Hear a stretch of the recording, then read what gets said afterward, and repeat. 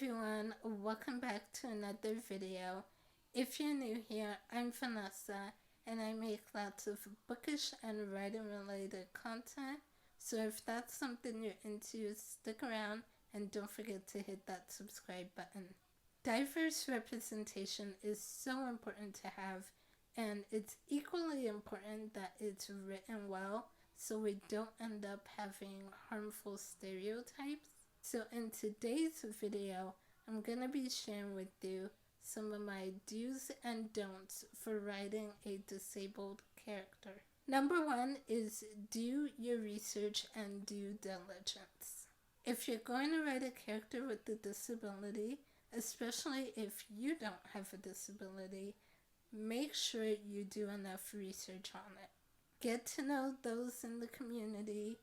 Don't be afraid to ask questions. We don't bite, most of us anyway. So get in there, ask questions, interview people. And when interviewing people, interview those with the disability you're trying to portray, obviously. But also interview, if you can, try to interview the family and friends of people who have disabilities. It's a good idea to get an outside perspective of how able-bodied people interact and view their loved ones with a disability. That way, when you're writing your story and you're writing these characters, you can also write, their interactions with family and friends in a more authentic and dynamic way. Okay, this is a don't. Don't expect your beta readers or your sensitivity/diversity readers, if you hire them, to do all the work for you. What I mean by this is don't expect them to tell you everything you need to know about a person with that disability and think that that's all you have to do and you don't need to do your own outside research. Do your due diligence. Don't be lazy. Put in the effort and research, and then also have beta readers and diversity readers that can help you with catching stuff that maybe you missed, but put in that effort beforehand. Do realize that disability is not a monolith, even for those with the same diagnosis. I have spinal muscular atrophy type 2, SMA for short, and I know others who have SMA type 2 as well, but we all have different abilities and limitations. Some of us have more mobility than others. Some of us need more help than others. Disability affects everyone differently, so just make sure when you're writing about it, it doesn't come off as everyone with this disability is this way, or all wheelchair users can't walk. There are some who can, and it may be limited or short distances, but again, everyone's different. Okay, so another don't, and this one is a very important one and will get you chewed out by a lot of people in the disabled community if you do this. So please don't do this, and that is don't cure us with magic or technology.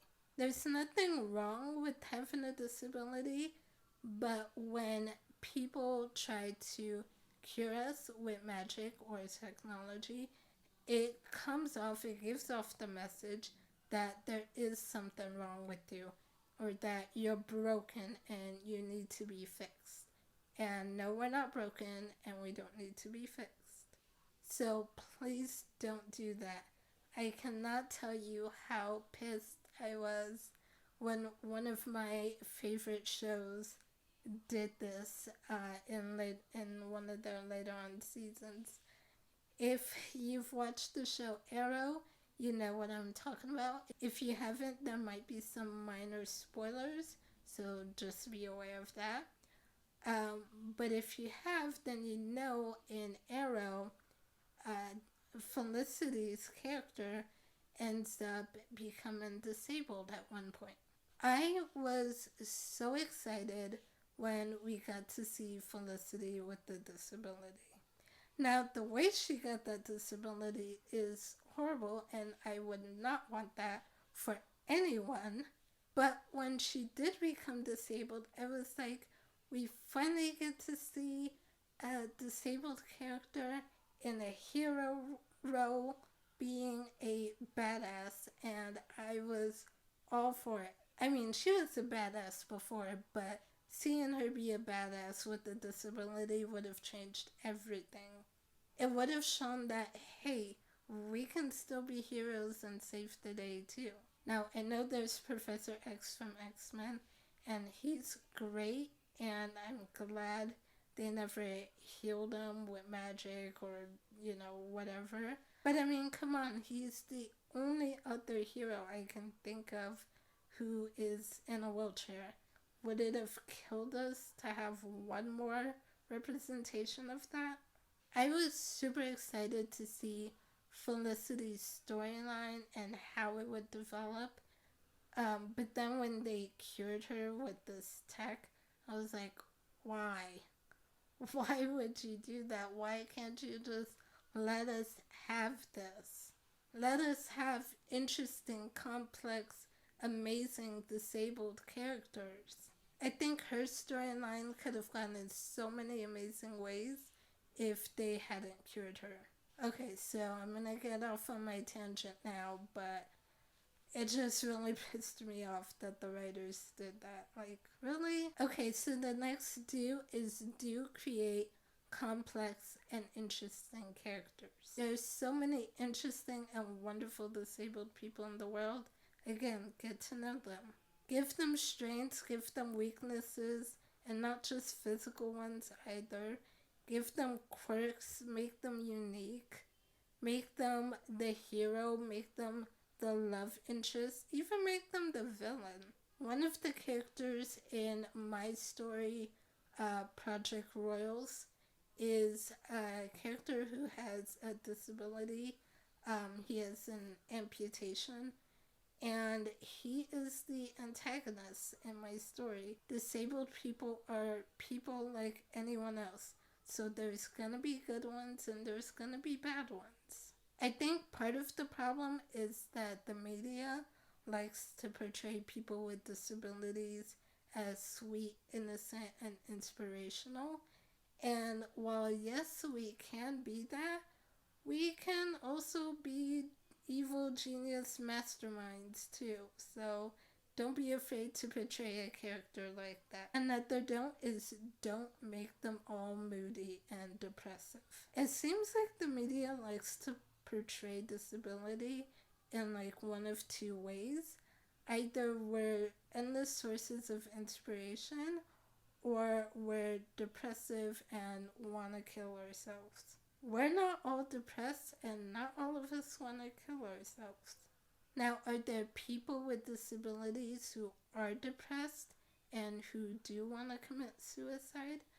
Of course, just like with any other group. But there's also a lot of us who love our lives and are happy and wouldn't want to end it. Again, we're not a monolith, so show diversity. Also, going back to the inspirational part of this, a lot of times able-bodied people view people with disabilities as inspirational for doing simple, everyday, mundane things that everyone else does. It's almost as if the act of simply breathing while disabled is inspirational. I've had a total stranger come up to me before and tell me I was inspirational when I was not even doing anything special at all. This was back when I was in college at ASU, and I think I was just heading back to my dorm room at the time this happened. But I don't know if it was just the fact that I'm on a college campus and I'm disabled, and so it's inspirational that I would go to college or something. I don't know, but I wasn't doing anything special to warrant being told I was inspirational at that time. So just a note, don't make your characters inspirational, just for living their lives like everyone else does. Okay, so there's probably a lot more do's and don'ts I can get into, but for the sake of time, I'm going to stop here for now. If you're a writer and you're interested in writing disabled characters or other diverse characters, and you would like help from a diversity reader to help with their characters, check out my website linked in the description below. I offer diversity reader services, and I also have a directory on my site with other diversity freelance readers as well. So if I'm not exactly a good fit for your story, maybe one of the other diversity readers on my directory is. For more writerly resources or sneak peeks into my current projects, make sure to sign up for my newsletter in the description below. That's it for now. Let me know in the comments below if you found this video helpful and would like to see more. Maybe I'll do a part 2 of this. If you like this video, don't forget to give it a thumbs up. Hit that subscribe button if you haven't already.